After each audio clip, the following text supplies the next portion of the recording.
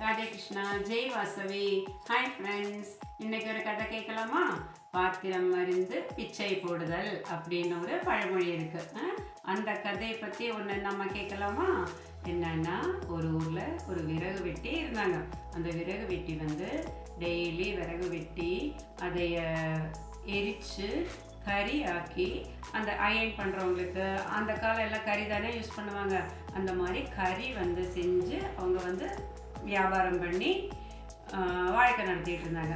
அப்போ இவன் இவ்வளோ கஷ்டப்படுறானே அப்படின்ட்டு ராஜா டெய்லி அந்த பக்கம் போகும்போது இவர் நோட் பண்ணியிருக்காங்க.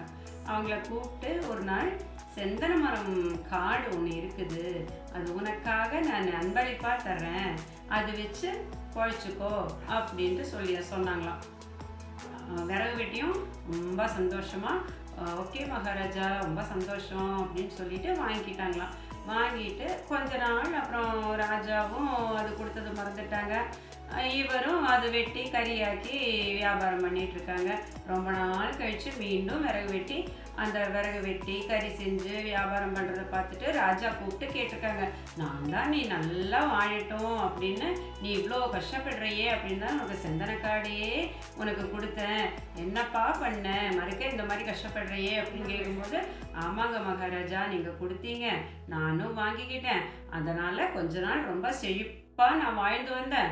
ஏன்னா அதை ஈஸியாக யாரும் என்னை ஏன் இங்கே மரம் வெட்டுறேன்னு கேட்காம செய்யாமல் நான் அந்த மரத்தை எல்லாம் வெட்டி கறியாக்கி நான் வியாபாரம் பண்ணி ரொம்ப நல்லா இருந்தேன். இப்போ அந்த மரம் எல்லாம் தீர்ந்து போச்சு, அதனால் மறுக்க விறகு வெட்ட வந்திருக்கேன் அப்படின்னு தான் மகாராஜாவுக்கு அச்சிச்சோ அது யார் என்ன ஏதுன்னு தெரியாமல் இவனுக்கு போய் நம்ம சந்தன மரத்தை இவ்வளோ மரங்களை காடு தானமாக பண்ணிட்டோமே, அதுதான் பாத்திரம் அறிந்து பிச்சை போடுதல். சந்தன மரத்தோட வேல்யூ தெரிஞ்சிருந்தா அந்த மரத்தில் பொம்மைகள் பண்ணி வேண்டிய சாமான்கள் பண்ணி எவ்வளோ செஞ்சு சேல்ஸ் பண்ணலாம். மரக்கட்டையாகவே கூட சந்தனத்துக்கு மதிப்பு உண்டு.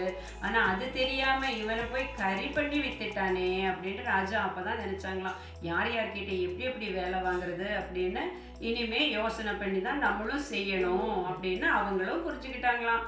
ஓகே ஃப்ரெண்ட்ஸ், கதை எப்படி இருக்கு? ஜெய் வாசவி. மீண்டும் மீண்டும் உங்களுக்கு கதை கேட்கணுன்னா நம்ம சேனல் சப்ஸ்கிரைப் பண்ணுங்க, நிறைய கதை கேட்கலாம்.